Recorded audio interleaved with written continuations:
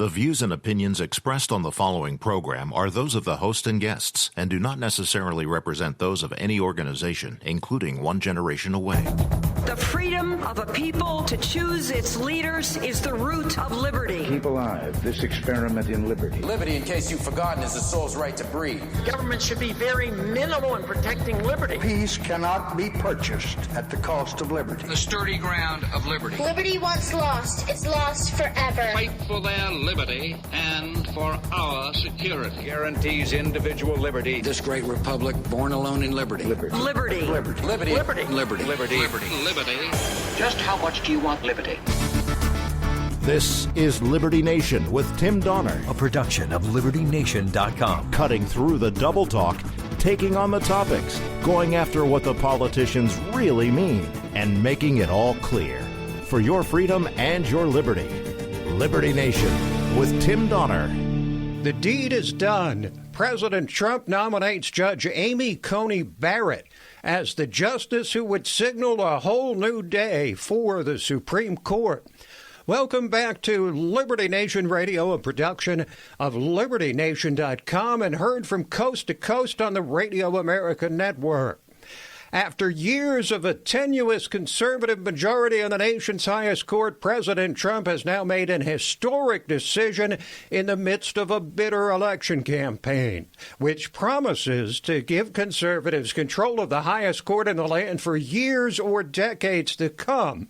In taking just 1 week to name a replacement for the late Ruth Bader Ginsburg, it was no surprise that Trump selected a woman he long intimated would become his third nominee to the court following Neil Gorsuch and Brett Kavanaugh.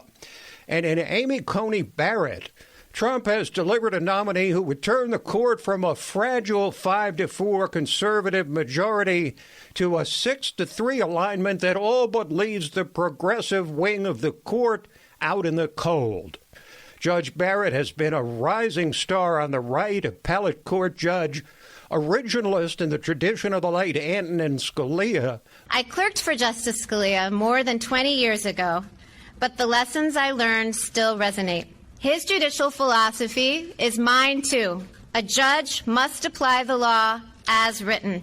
Judges are not policymakers, and they must be resolute in setting aside any policy views they might hold. Judge Barrett, longtime law professor at Notre Dame, devout Catholic, mother of 7, including 2 adopted kids from Haiti, and just 48 years old, promising a long run on the Supreme Court.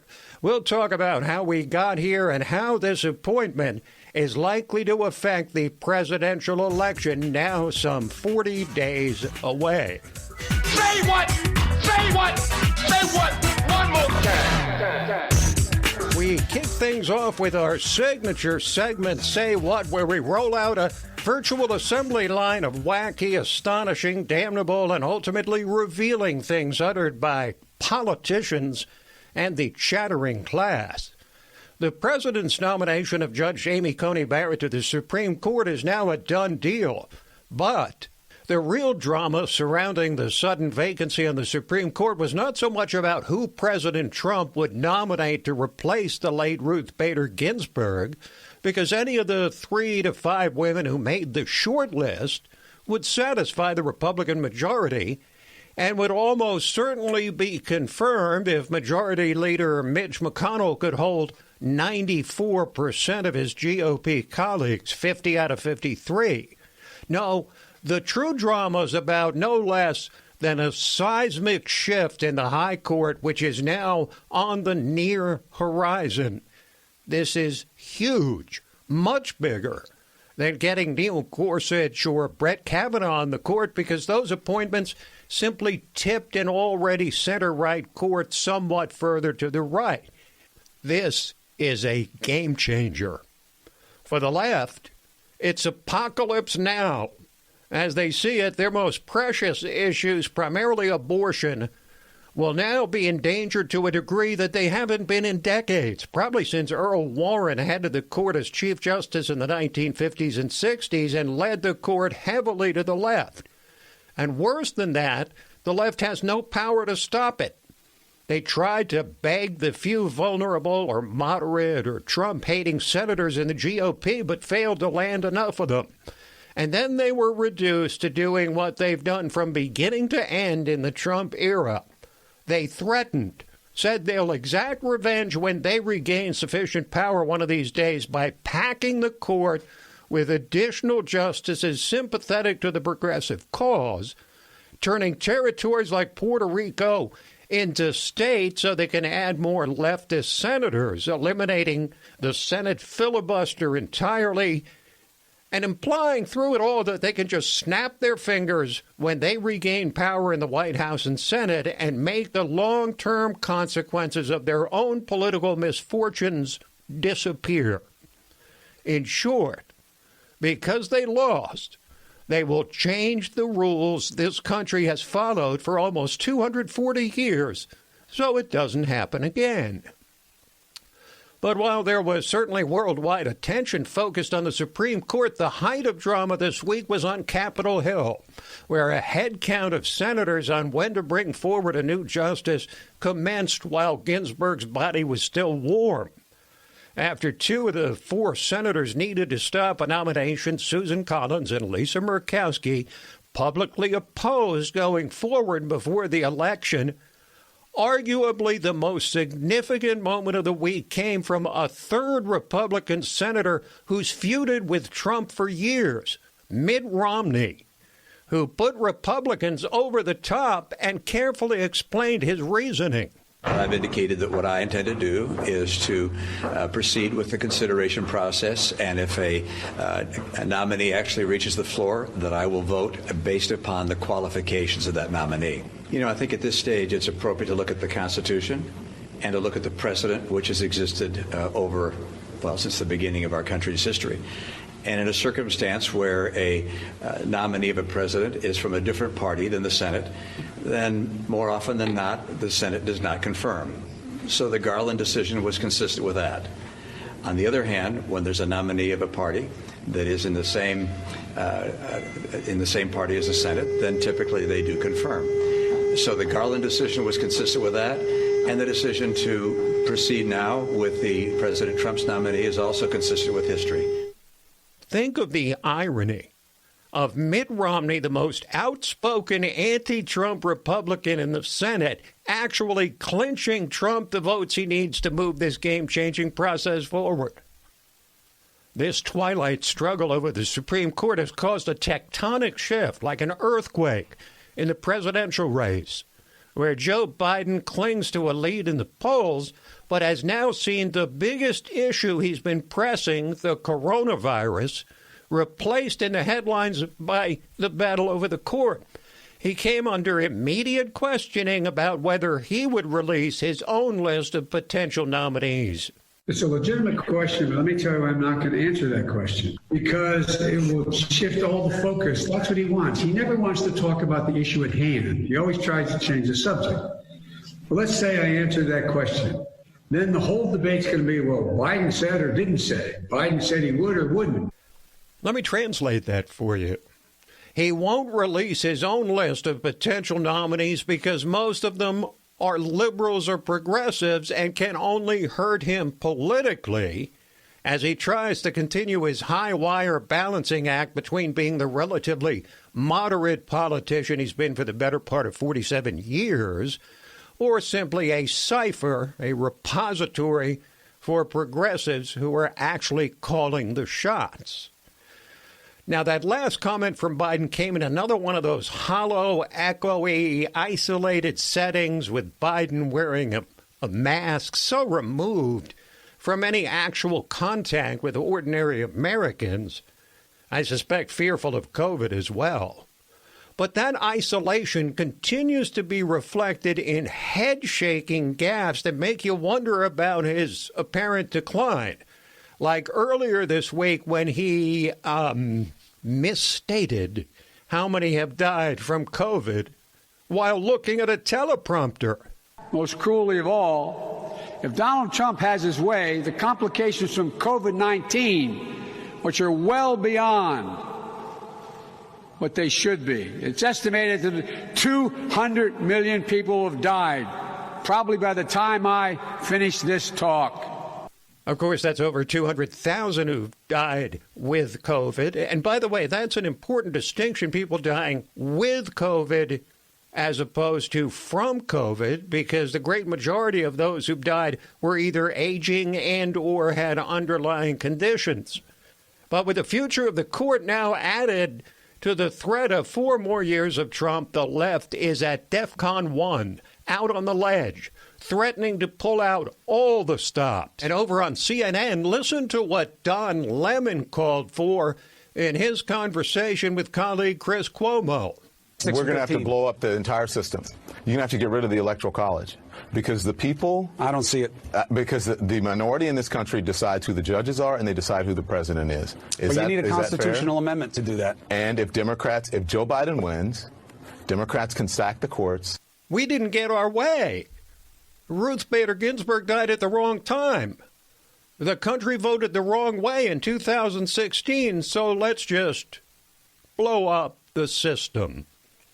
What say we take a breath and take a step back in time? Because with all the civil unrest and the pandemic and now a battle for the ages over the Supreme Court, there's a tendency to think things have never been this bad and wonder whether we'll get through all this. We'll tell you why history reveals that there's actually nothing new under the sun when we return. Liberty Nation with Tim Donner.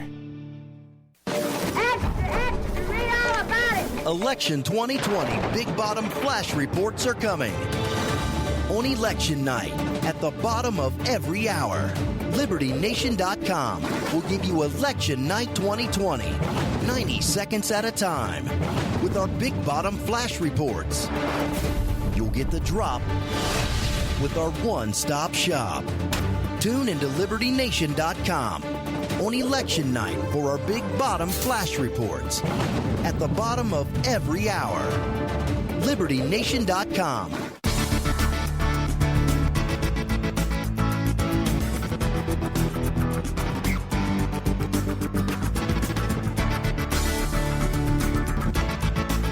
We believe that all men are entitled to blessings of liberty. This is Liberty Nation with Tim Donner.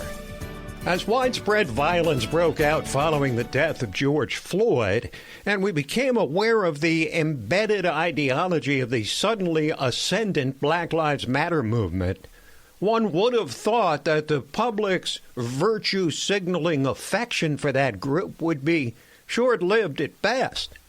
After all, when the co-founders of an organization describe themselves plainly and unapologetically as trained Marxists, a red alert should immediately be triggered in the minds of all decent people.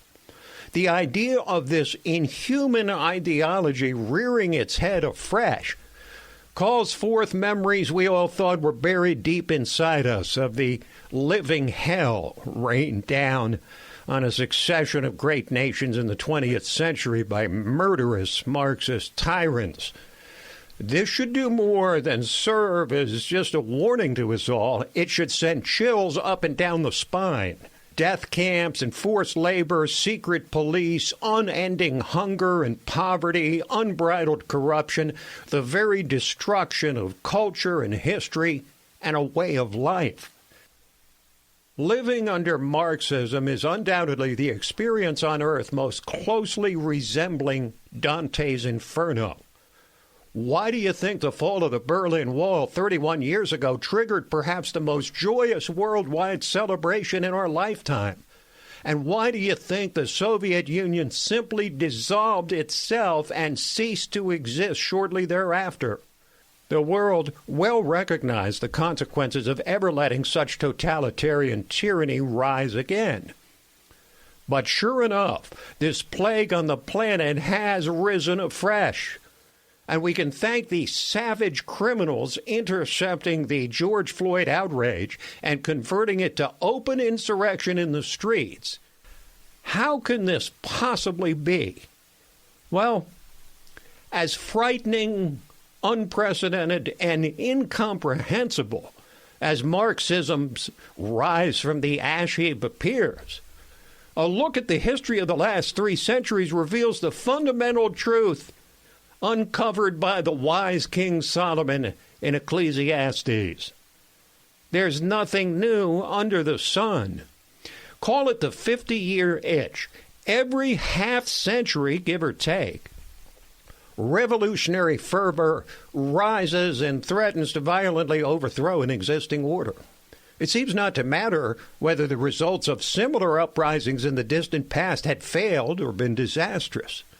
If you rewind about half a century from this moment, you get to 1968, when an anti-American and race-fueled rebellion led to rampant violence in the midst of the Vietnam War and following the twin assassinations of Martin Luther King Jr. and Robert F. Kennedy. Everything we thought sacred was challenged as never before. Go back another 50 years, and in the heat of World War I, you find the Bolshevik Revolution of 1917, when Marxist-Leninist rebels removed and executed the Tsar of Russia and installed the first communist government in world history. More than 100 million people would die during the 70 years of Soviet tyranny, which spread its tentacles across the entire eastern bloc of Europe and emboldened radicals in our own land. The reverberations of that revolution have echoed down through the years right to the Black Lives Matter movement of today. We've all learned about the rebellion, which happened half a century before the rise of communism. America's Civil War, which finally secured the Union in 1865 at the cost of more than 1 million lives. Many will forget or have overlooked the grave threat posed to this Union 50 years before the Civil War, the War of 1812, when the British attempted to take back what they'd lost in the American Revolution. The Brits had the better of it for a while, burning down the White House, which was then called the Presidential Mansion, and driving inland, before finally succumbing and signing a peace treaty with their former colonial subjects in 1814.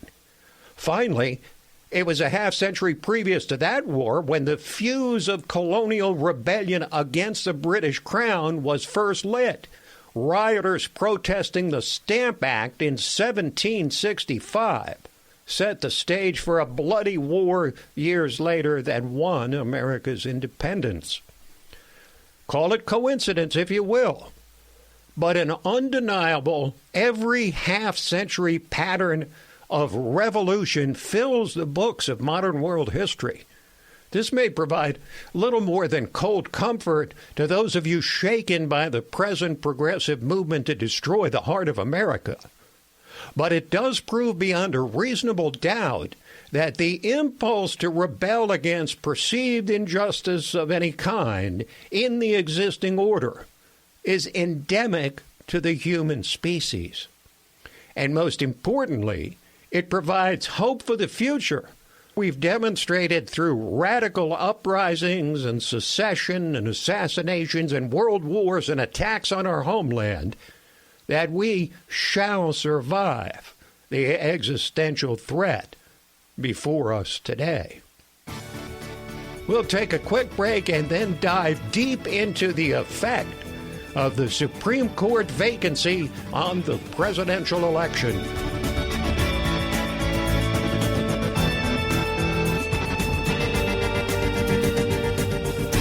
Liberty Nation with Tim Donner.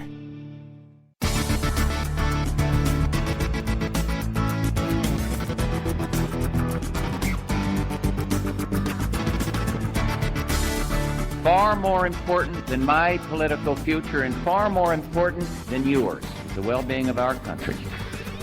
This is Liberty Nation with Tim Donner. Well, only in 2020 could we live through a pandemic, widespread civil unrest like we haven't seen in half a century, mass unemployment, a frightening economic decline, all amid the most bitter political divide probably since the Civil War. and then see the whole narrative change dramatically with the death of a single Supreme Court justice. Here to analyze how this dramatic turn of events is likely to affect the presidential race is LibertyNation.com's outspoken political columnist Joe Schaeffer. Welcome back, Joe. Hello, Tim. Good to be here. Well, always good having you. Do you think the fact that a new justice is likely to be confirmed before the election will have the same impact on voters as if the confirmation was done after the election, in the sense that the new direction of the court will already presumably be assured by the time people vote on November 3rd? Well, that's an interesting question, and I don't think it matters for the simple reason that the circus is going to be the thing. There's going to be a circus. It's going to be worse than Kavanaugh, probably. Democrats always overreact to the moment. They try to seize the 24-hour news cycle. And I think this is where those past instances really catch up to them.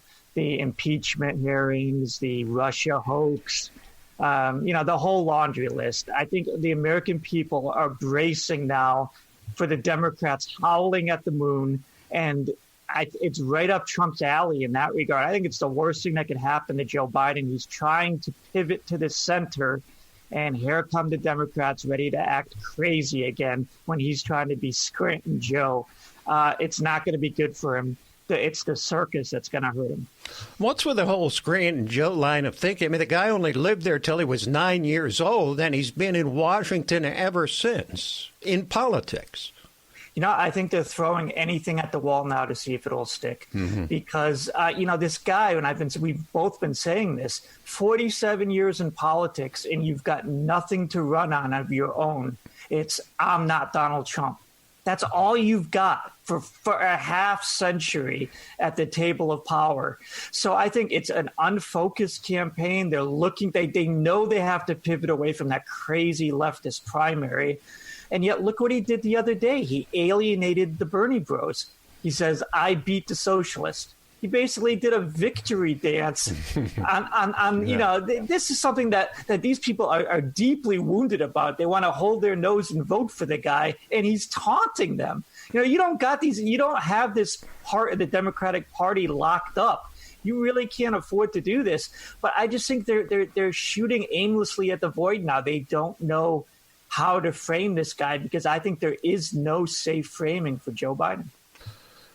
Well, that's certainly some excellent perspective. Do you think the future of the Supreme Court essentially replaced COVID in the minds of voters as a primary issue, which would, of course, be a serious problem for Biden? Or is the pandemic still likely to be a top issue?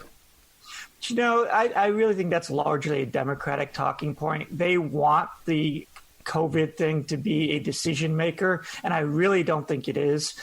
You almost see a partisan split, whereas people who love the lockdowns and the mask and all that tend to believe in big government, trust the experts, and people who are prone to like Donald Trump don't trust authority. They're against this big government. So I think there's already camps here, and there's not this mass of undecided voters who are saying, gee, I really don't like how Trump has handled this pandemic.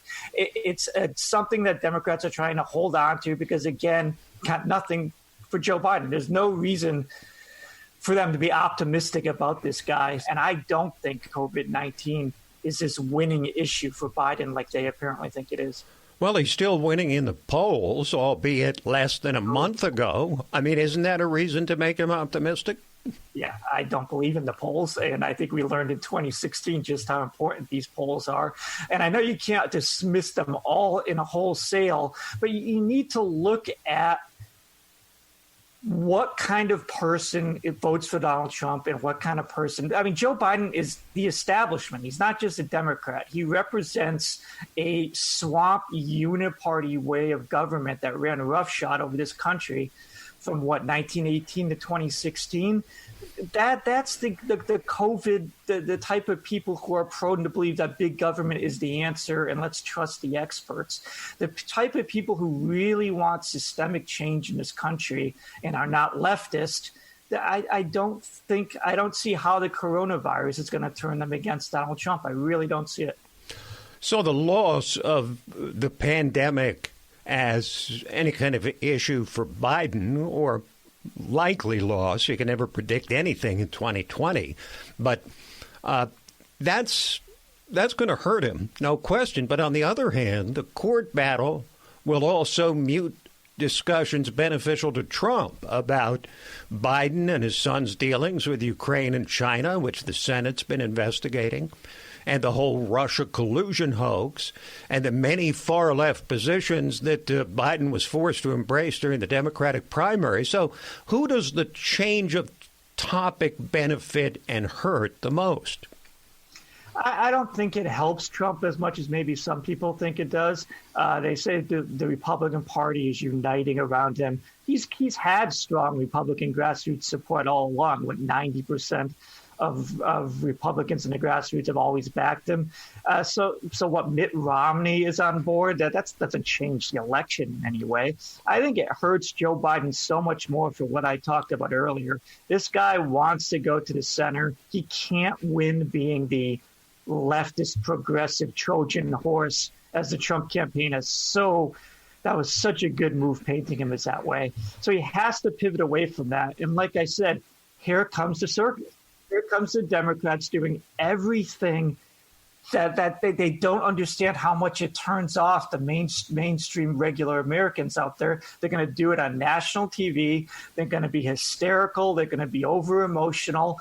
And I think it hurts Joe Biden because he does not want to be associated with this. And look at what he's been doing. He has really not been bringing up the Supreme Court thing at all. He's almost trying to avoid the issue. I think he knows, like, hey, this is going to get crazy, and I don't want to be part of the craziness. Well, he's wise not to bring up his elections, because that would only hurt him almost certainly politically, because they'd all be leftist progressives to satisfy his, the rising political base in the Democratic Party. But, Joe, let's turn our attention to Kamala Harris. What about her? Since most people believe she will eventually be the president if Biden wins, how much will and how much should the Trump campaign focus on her? Well, theoretically, this is her big chance, her big shot at the brass ring. We saw her have this. She's going to be on the Senate Judiciary Committee for these hearings. Well, we saw her do that with Brett Kavanaugh, and she failed spectacularly. It is so important for her to perform. And if I'm a Democrat looking at the way she butchered it, and I think she butchered it with Kavanaugh, I don't see any reason to be optimistic, to tell you the truth.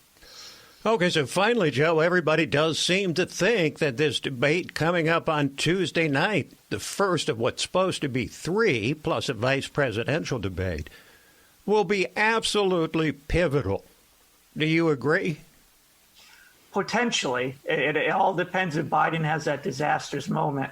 And Trump is going in there confident. They say he's not even practicing. He's going to go in there and just feel loose and do what he does.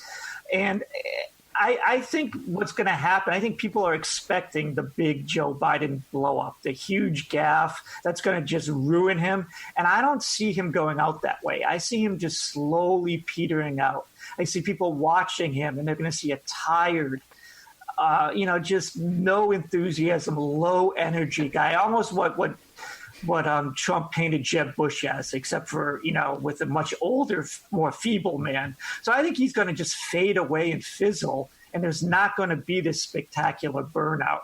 But 3 debates, it's such a tall order for him.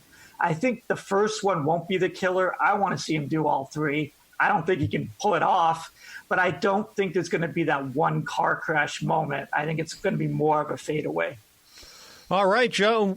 On that note, thanks for joining us. We'll have you back frequently between now and November 3rd and after as well, if the election isn't decided for days or weeks or months after November 3rd. Thanks for joining us.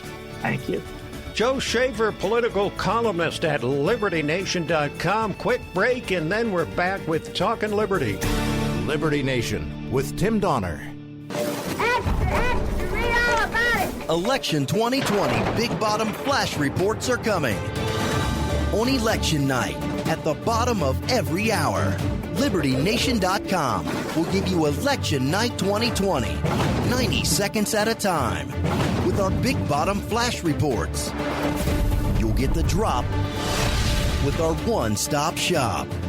Tune into LibertyNation.com on Election Night for our Big Bottom Flash Reports at the bottom of every hour. LibertyNation.com. And now we have arrived at the ultimate section of Liberty Nation Radio, which we entitle Talkin' Liberty. It's when we welcome back our regular contributor, LibertyNation.com legal affairs editor, and the man we like to call our guardian of individual liberty, Scott Cosenza. Hello, Scott. Hello, Tim. Great to have you. What a week for Supreme Court watchers, and you certainly are among that number. This is something that we've discussed, you and I, for the longest time. We talked about the Kavanaugh hearing and how I kept saying to you during that fight that it seemed that they had picked, the left, the wrong fight, because the Kavanaugh selection, taking over from Kennedy, moved an already center-right court a little bit more to the right. But because they tried to torpedo Kavanaugh, it actually cost them in the next Senate election, so that they had 53 Republicans instead of 51, and that's going to wind up being the difference here. So they pretty much sort of log-rolled themselves into a position where now when they really need to fight, where they really need to stop this nomination by President Trump, they're in no position to do so. Yeah, between that and the Harry Reid elimination of the rights of the minority in the Senate when it comes to determining high-level court appointees, Tim, you have to say that that's exactly true, that the Democrats have, stabbed themselves basically in both eyes here at this point, because they're going to face a Supreme Court that is their undoing with much of their policy goals, I believe, if we look, sort of forward-looking, if Trump does get that third appointee. And they are similar to the other two appointees with their judgments. That's what we have to look forward to. And it will be the Democrats' own undoing. So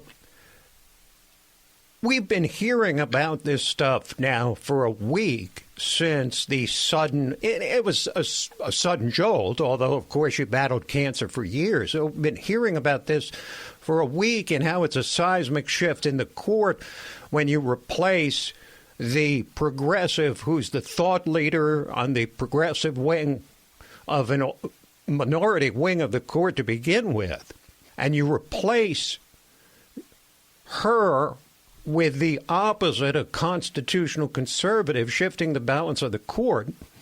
We've heard all about how this seismic shift will occur, but I'm kind of interested in focusing on something nobody's talked about, which would be the lonely trio of Breyer, Sotomayor, and Kagan, and how they're responding to all this. And they must feel like the Maytag repairman. Nobody's going to call on them, it seems. I listened earlier this week, Tim, to Justice Thomas's memorialization of Justice Scalia. And he talked about how in their 25 years together on the court, there were many kind of lonely times when they were in dissent together and hard days on the court. And I would imagine that's likely to befall those lefty justices as we continue on with the court, presumably, at 6-3 in terms of the ideology. Is the left exaggerating, do you think, the threat to these issues that they hold so dear? Let's focus first, like a laser beam on abortion in Roe versus Wade, because they're scared to death that the rights they secured with a 7-2 decision in Roe versus Wade decades ago is now going to be endangered. Do you believe that it will come to the top of the agenda of this newly constituted high court to make a splash when it comes to abortion, if not completely overturning Roe versus Wade, at least affecting the issue in the direction of pro-life?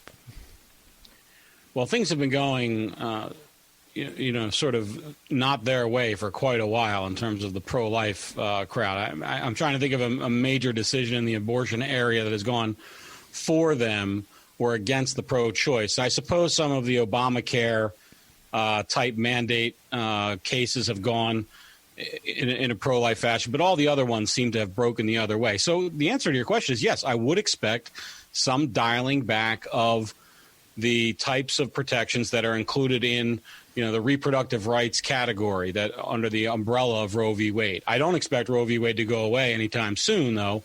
And that, Tim, is actually the hardest, I think, of the various sort of hot button issues that we might think of. I would say for guns, the opposite is true. I would expect an early gun case that's robustly establishes the Second Amendment as an individual right, perhaps inside and outside the home. And I would expect a lot of restrictions to fall by the wayside. So they're not all as complicated as abortion. And it's because of the way that abortion decision was crafted and its legacy. I think 73 is Roe, right? So we've had 47 years now of cases building on it, and it won't be quite so easy to dismantle, I think. But let's look at another angle on this, Scott, because, we see this sort of tectonic shift in the court in the near horizon. And yet, as you pointed out on several occasions, 80% of the time or more, the justices either agree on a verdict or are unanimous in it on issues that you don't hear much about. There's a funny Scalia quote. A lot of these Scalia friendship moments between he and Justice Ginsburg that have occurred publicly have been popping up this week. And one of them was Scalia saying, "Oh, she's only bad on the sort of hot button issues." And there's truth to that, which is to say there are so many more voluminous issues in the law that somebody like a Justice Scalia and certainly Justice Ginsburg can enjoy sinking their teeth into as an exercise in their, that's their vocation and their passion is these legal questions. It's not just about, this policy of, 5 hot button issues. So let's conclude by bringing up something that would become an issue if Trump does win re-election, which is the more elder members of the conservative or constitutionalist wing of the Supreme Court. You've got Clarence Thomas, not so young. Is it possible that this would be an opening in a second Trump term to replace Thomas with someone younger and conservative? Well, if Justice Thomas would agree to that, then yes, it is, Tim. I would imagine that he might learn something from Justice Ginsburg's example, which is that, you don't want to probably go out under a president whose policy prescriptions you may detest. And I imagine, why roll the dice at that? But at the same time, Justice Ginsburg said she would do the job as long as she could, as long as she was sort of playing with a full deck. And I think most Supreme Court justices, Tim, think that job is the best job going and don't want to leave it unless they have to, Does this Trump nominee replacing Ginsburg remind you a little bit in terms of the dramatic nature of the shift of when Clarence Thomas replaced Thurgood Marshall? I haven't processed it that way, and I think it's partly because of the other circumstances that surround this, this incident, which is the ongoing nightly riots in so many American cities, the looming election, and sort of threats to the republic. So it's all swirling around out there, isn't it? Though. Thank you, Scott. Thanks, Tim. This program, Liberty Nation Radio and LibertyNation.com's own podcasts, The Uprising, hosted by Scott, and The Rabbit Hole, Politics and Prose. All available on demand at LibertyNation.com and from fine podcast providers everywhere. And don't forget our new Roku channel. So that is it for this week, but we'll be back at you next week. Same time, same station. Till then, this is Tim Donner saying, stand up for liberty. And we'll see you next time on Liberty Nation Radio.